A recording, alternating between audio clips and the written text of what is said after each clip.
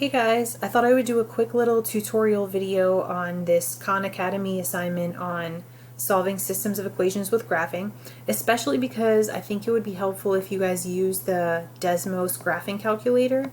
In this Khan Academy assignment, they give you a little graph down here where you can graph the lines here on this graph, and if you want to do that, that's fine. But I think it would even be easier to use the Desmos graphing calculator.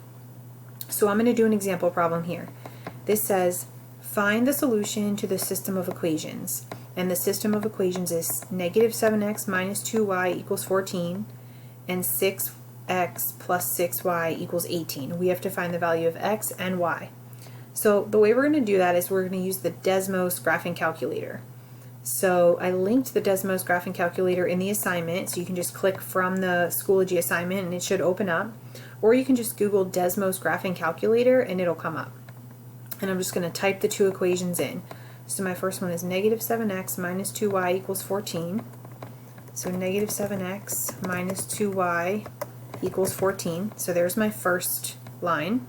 And then if I click just below that, it'll make me another one. It'll make me another line where I can type another equation. My other equation was 6x plus 6y equals 18. So 6x plus 6y equals 18.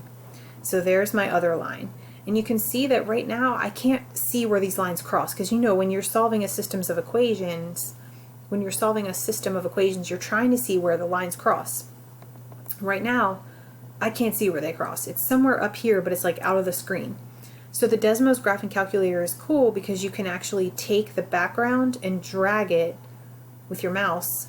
So if you just hold down and drag, you can then see where the lines cross. And if you want to see what numbers those are, you can just take your mouse and point to that spot, and it'll give you the spot where the lines cross. So it looks like it's negative 4 comma 7.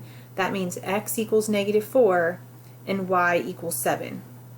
So we're going to go back to our problem. For x, we're going to type in negative 4, and for y, we're going to type in 7. We'll see if that's right. All right.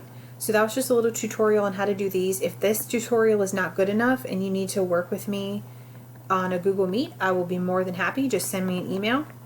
And there's 4 problems in this Khan Academy assignment. Good luck.